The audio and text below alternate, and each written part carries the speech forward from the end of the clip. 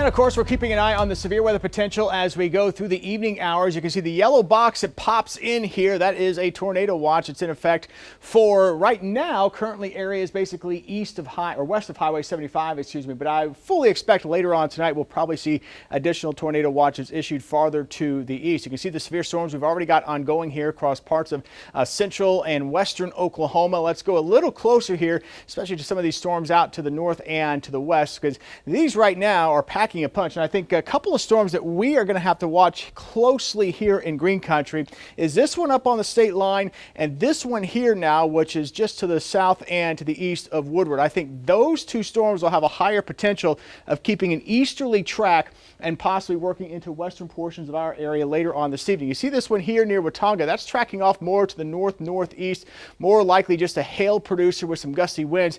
That's going to continue off to that north-northeast track. But these out here to the west may have a little bit more of an easterly track, and we've got better moisture, a higher content of moisture to the atmosphere here to the east. So as those work their way east, the tornado potential could eventually go up with those storms. So there's a couple of areas where I'm thinking the chance of severe weather tonight may be a little higher in eastern Oklahoma and southeastern Kansas, and that's going to be one area here to the north and another area here to the south, and it may be a little bit more isolated in between. But keep in mind, not everybody will see severe storms this evening, but where those storms occur, they certainly could be quite intense. And so we're keeping an eye on that potential, and we mentioned that tornado watch. For more on the tornado watch and some of these impacts that these storms could bring, meteorologist Brandon Woolley is in. And Brandon, keeping an eye on that potential for tonight.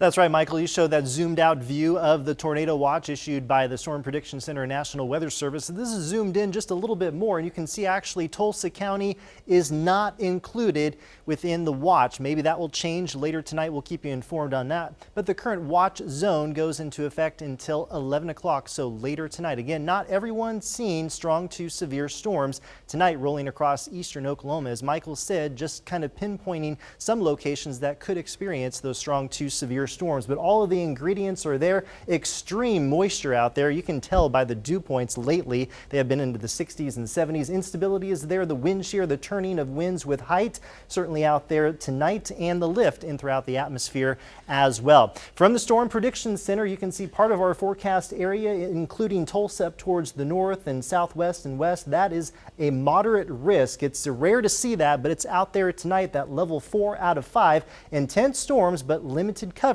as you can see out there. So again, watching that limited coverage over the next several hours. The rain so far this month, it has been impressive. We don't need any more. Almost 10 inches officially at the Tulsa International Airport, about 5 inches above average. As you can see from the drought monitor situation, we are looking a-okay across the area. Michael?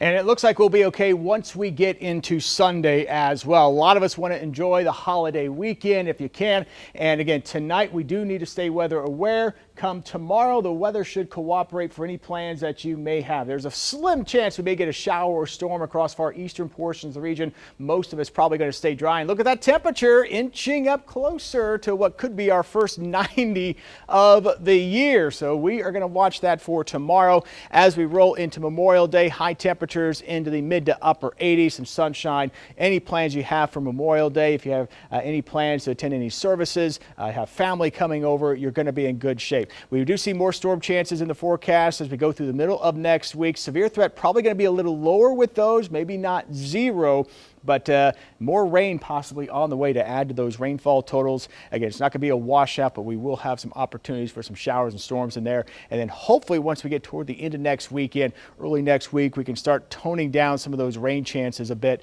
Certainly, I know a lot of us are getting tired of what has been a very active severe weather season so far. Unfortunately, we're probably going to have a busy night tonight. Again, not everybody is going to see severe weather tonight. There's going to be some of us that what you call split the uprights. You know, we're kind of in between storms where you don't get any storms, but where we do have those storms, they could be rather intense, powerful storms. So we need to stay weather aware. We're going to continue to keep you advised as we go through the evening and into tonight.